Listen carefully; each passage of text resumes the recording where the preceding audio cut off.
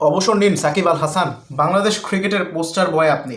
প্রথম পোস্টার বয় ছিলেন আশরাফুল, তবে বাংলাদেশ ক্রিকেটের সত্যিকার অর্থে সবচেয়ে বড় পোস্টার বয় আপনি। ইনফ্যাক্ট বাংলাদেশের পোস্টার বয় ছিলেন আপনি। হ্যাঁ, আপনার কারণে লক্ষ লক্ষ মানুষ বাংলাদেশ নামে যে একটা দেশ এক্সিস্ট করে এটা জেনেছে।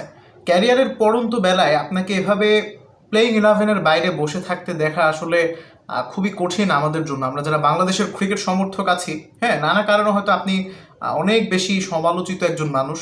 আর রাজনৈতিক প্রেক্ষাপট বলেন কিংবা আপনার জুয়া প্রমোশন নিয়ে বলেন, সেই ব্যাপারগুলোকে সাইডে রেখে যদি শুধুমাত্র আপনাকে নিয়ে কথাবার্তা বলি, আপনার ক্রিকেটিং ক্যারিয়ারটা নিয়ে বলি, আপনার মতো একজন প্লেয়ার প্লেইং ইলেভেনে অটো চয়েস হিসেবে থাকার মতো একজন প্লেয়ার আপনি ক্যারিয়ারের প্রায় প্রতিটা সময়ই ছিলেন। শুধুমাত্র রিসেন্ট 1.5-2 বছর ধরে চোখের সমস্যার কারণে ব্যাটিং পারফরমেন্স টি-20 সুলভ না, ওয়ানডে তো এখন তো আর জাতীয় দলের হয়ে খেলার কোনো সুযোগ নেই আপাতত।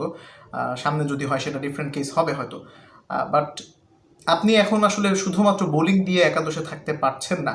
এভাবে আপনাকে অ্যাজ এ বোলার হিসেবে দেখতে খুবই খারাপ লাগে। তাও যদি একাদশে থাকতেন তাহলে একটা কথা ছিল, প্লেইং ইলেভেনের বাইরে সাকিবের মতো প্লেয়ার বসে থাকে, এটা দেখতে খুব কষ্টই লাগে। আইএল টি-20তে সাকিব বনাম মুস্তাফিজুর রহমানের খেলা হচ্ছে। মুস্তাফিজুর রহমান একাদশে আছেন, বল করছেন। সাকিব আল হাসান বসে আছেন বেঞ্চে, বেঞ্চে বসে বসে দেখছেন আরেকজন বাংলাদেশি, তারই স্বদেশি, তাকে ছাড়িয়ে ছাপিয়ে যাওয়ার দ্বারপ্রান্তে অবস্থান হয়তো করছে, বা কোনো এক সময় হয়তো ছাড়িয়ে ছাপিয়ে যাবেন।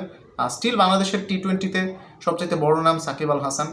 মুস্তাফিজুর রহমান এই মুহূর্তে সবচাইতে বড় নাম, বাট এখনও নামটা সাকিবই। টি-20 বাদ দেন, বাংলাদেশের সব ফরম্যাটেই তো নামটা সাকিব, তাই না? তবে গ্লোবাল স্টেজে ফ্র্যাঞ্চাইজি ক্রিকেটে এই মুহূর্তে মুস্তাফিজ বাংলাদেশের সেই জায়গাটা পূরণ করছেন। সাকিবের আগে সাকিব ছিলেন, এখন মুস্তাফিজ আছেন। হয়তো একসময় মুস্তাফিজ সাকিবকেও ছাড়িয়ে যাবেন, এটা কামনা অবশ্যই থাকবে। সাকিবও হয়তো সেটাই ভাবছেন। হ্যাঁ, হাউ টাইম ফ্লাইস।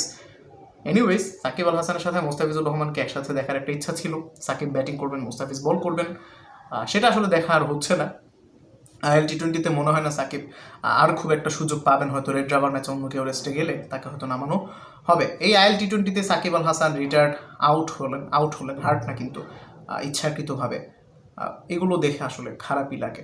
রিটায়ারমেন্টে চলে যান, এখন আসলে দেখে বুঝি কেন সাউথ আফ্রিকার বা অন্যান্য সাদা চামড়ার দেশের প্লেয়ারেরা পিকে থাকতে, ক্যারিয়ারের উড়ন্ত ফর্মে থাকতে অবসরে চলে যায়। এখন আসলে বুঝতে পারি।